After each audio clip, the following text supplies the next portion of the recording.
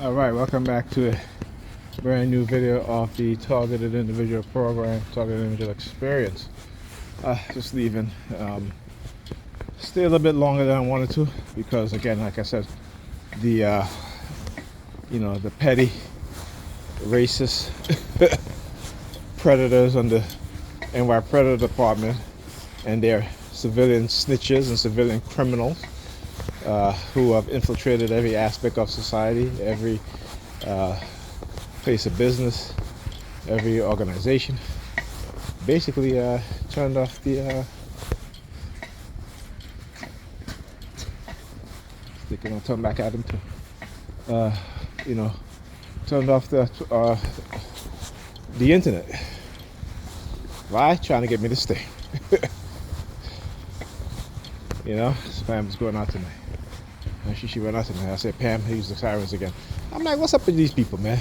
It's like, again, it's to confuse you, right? So if you go and listen to Neely Fuller and his breakdown and example of the white racist system and white racism and what these white racists do and are doing, psychologically manipulate us as TIs also. So not just black people, right?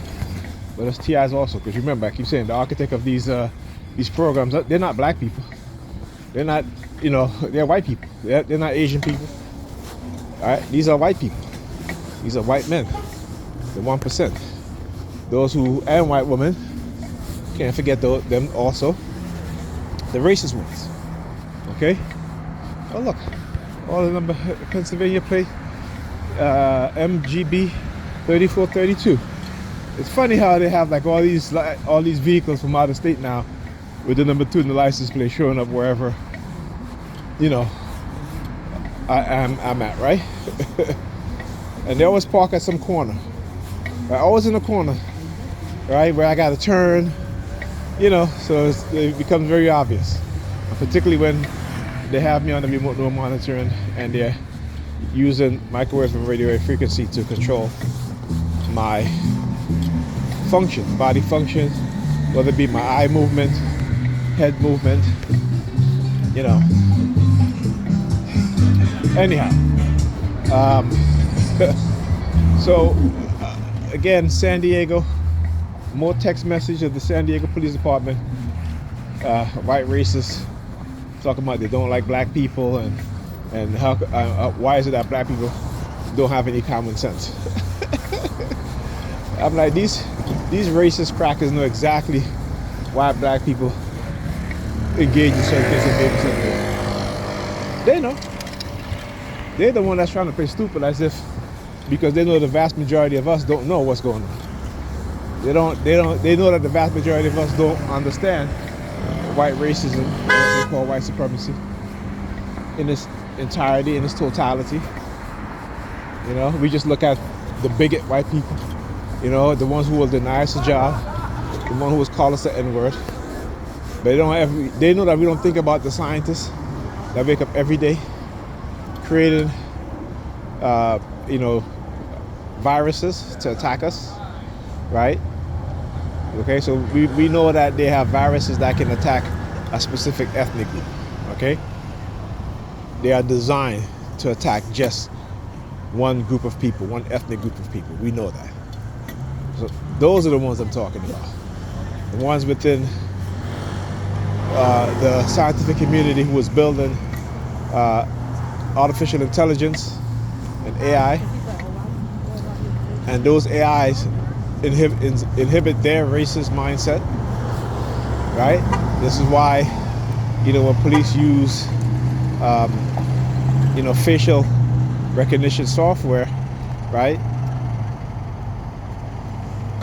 Black men in particular are the ones that feel the blunt of this racist program and programmers, because a lot of times those facial recognition, when it comes to black men in particular, they get it wrong.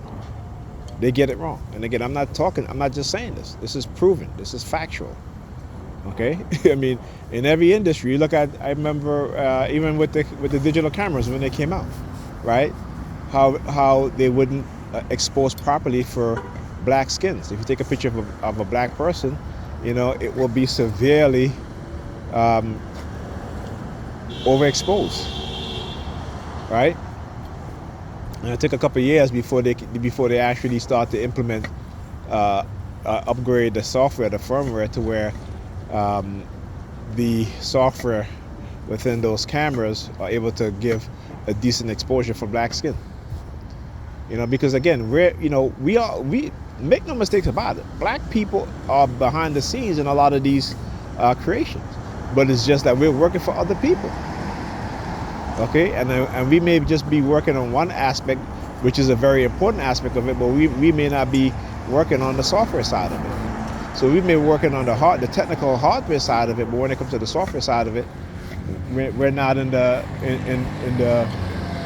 programming section, right, of those industry and those businesses. So we got to understand that,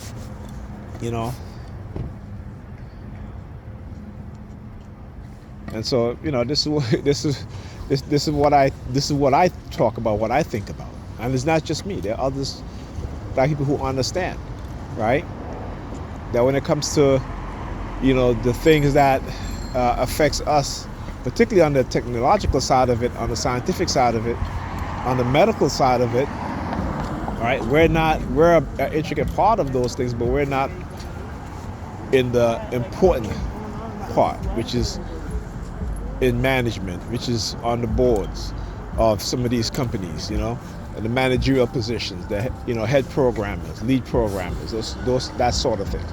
We're not in there. We're either within working as subordinates, and we're not coding in those fields where software is being implemented that directly impact us negatively. So when I talk about facial recognition software, is one of them, right? What's another one? Like again, also artificial intelligence, right? That's another one. Okay, the search engine algorithms, right? On in certain browsers, because when you do certain searches, they're either showing you disparaging images of black men and black women, or no images at all, right? So, it's something that we got to be aware of. And like I said, make no mistake about it, we are heavily, deeply involved in the creation of technology, but we don't own the companies. You know what I'm saying? We don't own the companies. We work for white people or other people who own those companies. So that intellectual property that we create, like I said, how many stuff black people invented that we're not, we don't even know. It's from the cell phone to, the remote control, you know what I'm saying, the refrigerator, it goes on. The heater, right? All the things that people use today, not just in America, but other countries as well. Black people invented those things.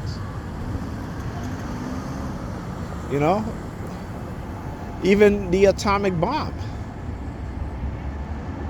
right? Even the atomic, go read some of the stories of some of the black people, the black scientists that work on the atomic bomb, how they were given no protection from radiation. There was, whose interview I was watching an interview where this person was talking about when he interviewed one of the scientists on the Manhattan Project, and how, he was telling about the stories where the U.S. government didn't give him any protection from radiation. This is how badly they treated us, and they still treat us this badly. Okay, we're just more conditioned not to see it. We've been conditioned into this passive mindset, and again, a big part of it is through dark psychology and also through technology, silent sound, radio wave and microwave frequency, to condition and program our mind into passivity. So we don't even, technology is something, again, that we are a big part of, but in terms of ownership of companies that create technology, we're non-existent. Very few. When I say non-existent, meaning that, we're very few. Very, very few. Okay? And so, and then on top of that, do you think, we can't even get the wealthy amount of us to even invest in the brilliance of our young scientists, of our young engineers, of our young inventors. So what do? These young, brilliant black people, male and female, end up working for white-owned companies that exploit them for their skills and for their inventiveness, for their creativeness. Okay, but what they create doesn't benefit black people in such a way that it helps to uplift us, not only economically, right, but within the society, right, and the recognition that they deserve is non-existent. You think about the movie The Hidden Figures. Who would have known about these women until somebody was doing the research and hey, these women work for NASA. This woman calculated the trajectory to the moon, by hand. You know what I'm saying? It's like, wow. But you wouldn't have known that because they hid those things from us. So when you talk about deceivers and liars, manipulators, we got to understand who we're talking about. And it's up to, the good people, the good white people, the good Asian people, the good Arab people, to say something, to stand up and say something. Right? But there's too few who are willing to do that. And those who are too few, they're not going to make the impact when the vast majority are the opposite way. The vast majority are about deceiving us, lying to us, manipulating us, controlling us. All right? So, like I said, I don't just talk just to talk. I know what I'm talking about. All right? You can go and do the research and see it yourself. All right? I'm not one of those black persons that you can pull the wool over my eyes, and when I, lift that wall or the veil, that you think I'm going to pretend like, I didn't see what I see and I don't know what I know. Anyhow, talk to you guys.